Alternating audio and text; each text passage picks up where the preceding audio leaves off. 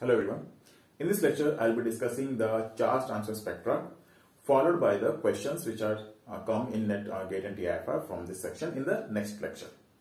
So far in the previous lecture, we had seen the DT transitions which give rise to some color in coordination complexes. Now, the case with DT transition was that the transfer or the transitions used to occur between the orbitals which were localized on the metal ion itself. Okay.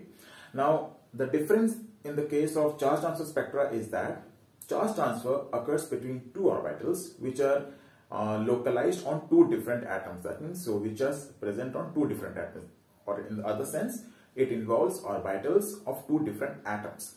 Now, it might so happen that it is occurring from ligand to metal or metal to ligand or between two different metals also. That is also possible. We'll see them one by one.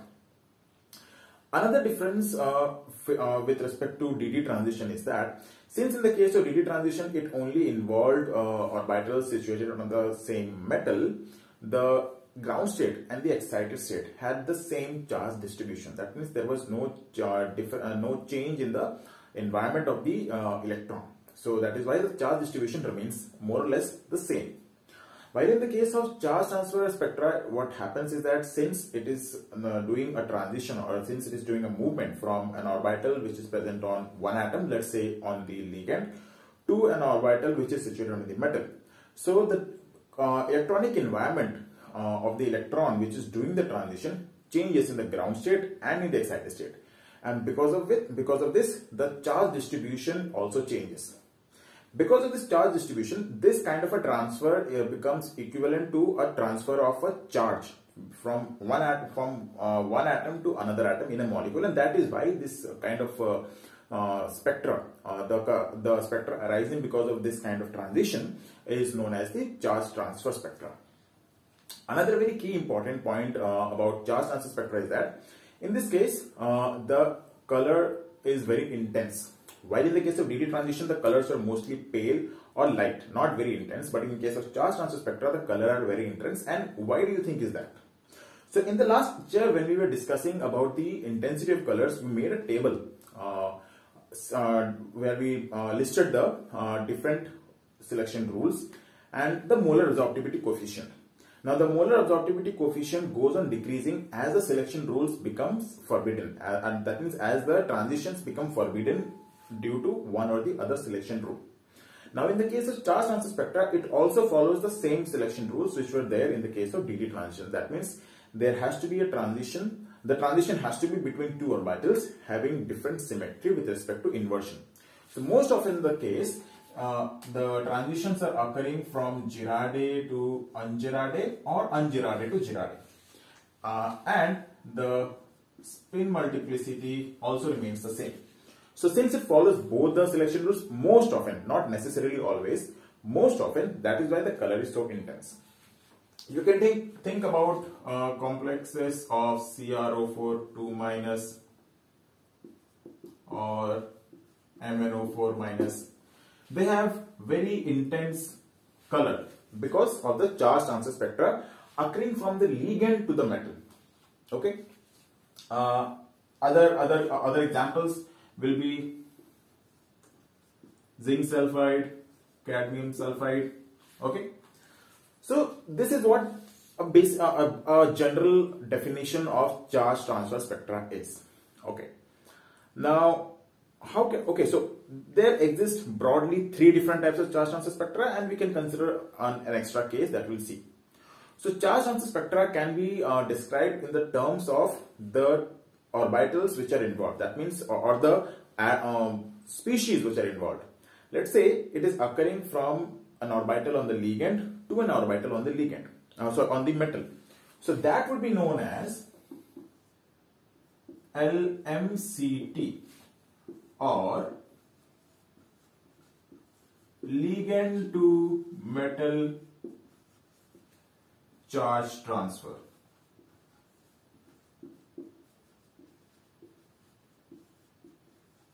Okay. So in case of ligand to metal charge transfer, what is happening? You have a ligand which has an extra pair of electrons. It goes to a metal which has an empty orbital which can accept this electron. But just because a ligand has an extra pair of electron and the metal is there, it's not necessary that this kind of transition is going to take place. There are certain conditions that needs to be satisfied. What are that? Metal should be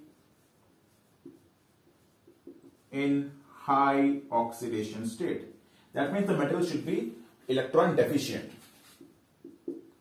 Because if the metal is electron deficient, it would want more electrons to decrease its deficiency, and that is why this kind of transition will become favorable there. The second is metal should have vacant orbitals. Okay. So the metal should have vacant orbitals. In case the metal does not have vacant orbitals, let's say it has a configuration of D8. In that case, there are no vacant orbitals and this kind of transition will not be possible. Okay. Third is the ligand group orbital and the metal orbital should have comparable energy. If the energy difference increases, this kind of a transition will decrease. So the energy should be comparable. Okay. Examples obviously are these are the same examples of this. Chromium oxide, magnesium oxide, chromate, permanganate, zinc sulfide, cadmium sulfide, not zinc sulfide, mercurous sulfide and cadmium sulfide. Okay. Let's take a look at the molecular orbital diagram considering the case of, okay, so this is shown by both tetrahedral and octahedral complexes. Okay. So let's take the example of an octahedral complex and look at the molecular orbital diagram to understand what is happening. So let's say you have the MnO4 molecular orbitals diagram. You have your E, T2, A1, T2, and you have your A1 plus T2. So you have A1, T2, one more T2, A1 star, I think this should be T2 star, and this is T2 star. Now, there is non-bonding ligand group orbitals, let's say from the oxygen, which has pairs of electrons. Now this can do transition, okay, so it also has the non-bonding e orbitals, so this can do transition to here or even here. And that is why MnO4 minus has two absorption bands, one at 1200 centimeter inverse, the other at 2400 centimeter inverse, and the difference between the two is actually this. So if you subtract the two, you will get the delta O and delta T, that is the splitting. Okay, a very straightforward, a very simplistic explanation to the ligand to metal charge transfer. Okay. Okay, so that's all for ligand to metal. Now we'll see metal to ligand charge transfer.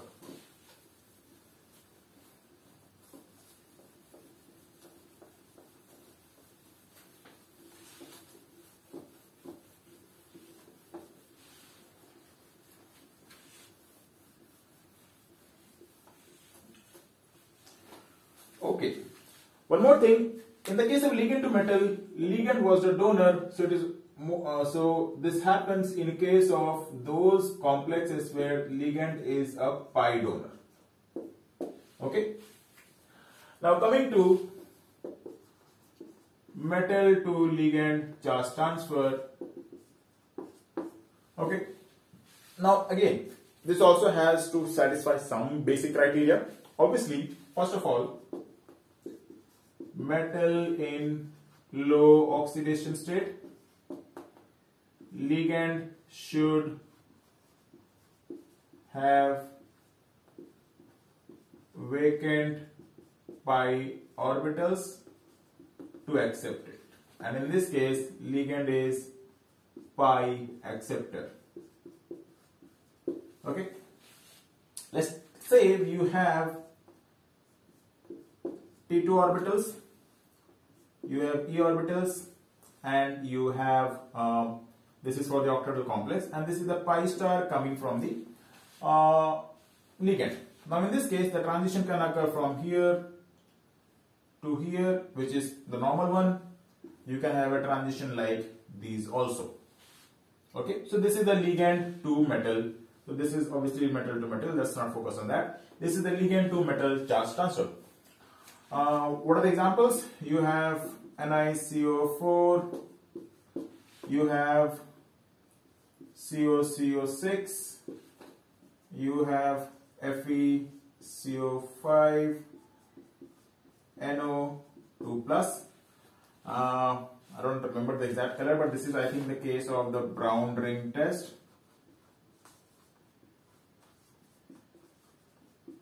Okay. Okay. Now, before moving ahead, I forgot to discuss one thing in the ligand to metal charge transfer. There is a trend that you see across the group and down the across the period and down the group. So, to keep the complexes of the same type, we are considering all the tetrahedral complexes of oxides. So you have, let me take some more space. So you have VO4 3 minus, CrO4 2 minus, MnO4 minus. So then you would have niobium, tantalum, molybdenum, tungsten, technetium,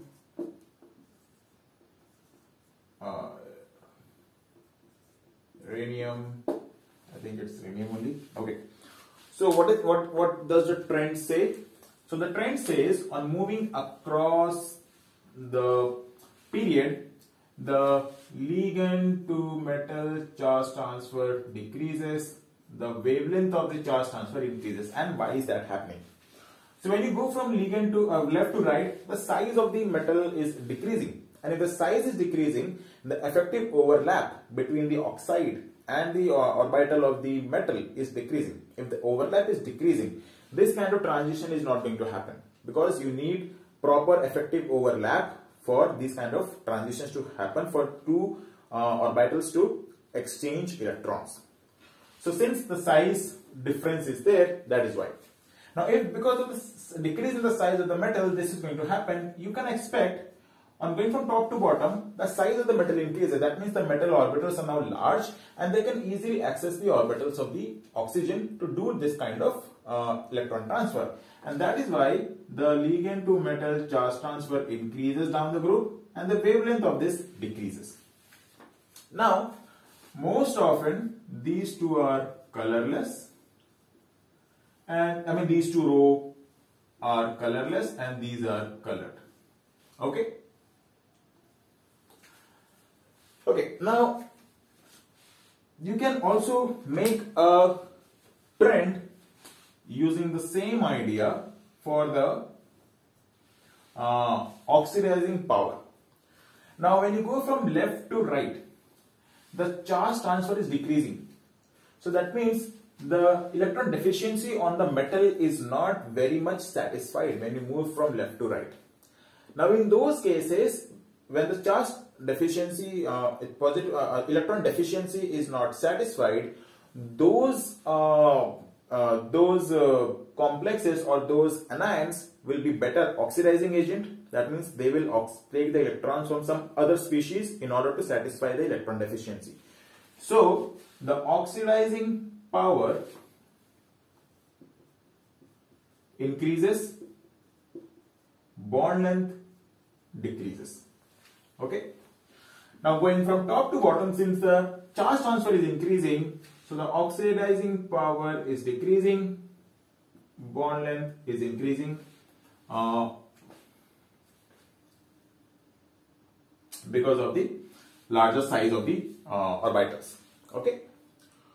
So Oxidizing power questions are there. So this is kind of a relation that you can make between the charge transfer, ligand to metal charge transfer, and the oxidizing power of the anion. Okay. Now carrying on, the third type is metal to metal charge transfer, or also known as intravalence charge transfer. Not many questions have come from here, but there are specific one or two examples.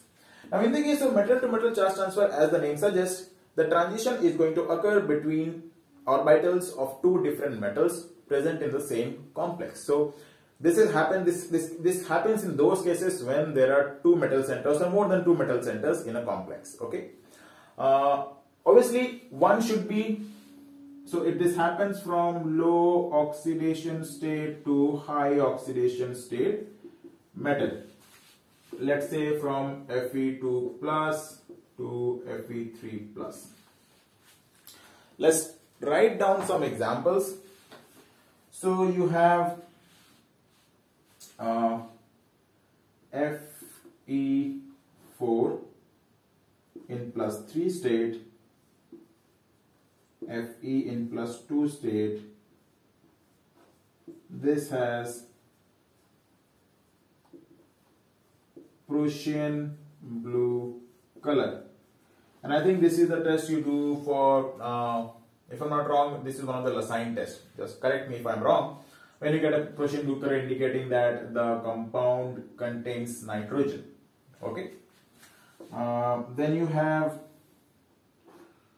molybdenum 4 to molybdenum 6 in molybdenum oxide.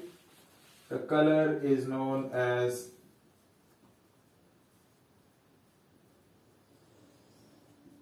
molybdenum blue. One more you have, in the case of gold chloride, the color is black gold. Okay. Fine. So these are some examples that you can remember. Not many questions have come from metal to metal charge transfer. The final one, which is an extension that you already know, is the ligand to ligand charge transfer. This table is very important. I would suggest you should write it down on a piece of paper and remember it, practice it as many times as possible. Also try to not just mug it up, but understand what is happening. So the last is ligand to ligand charge transfer.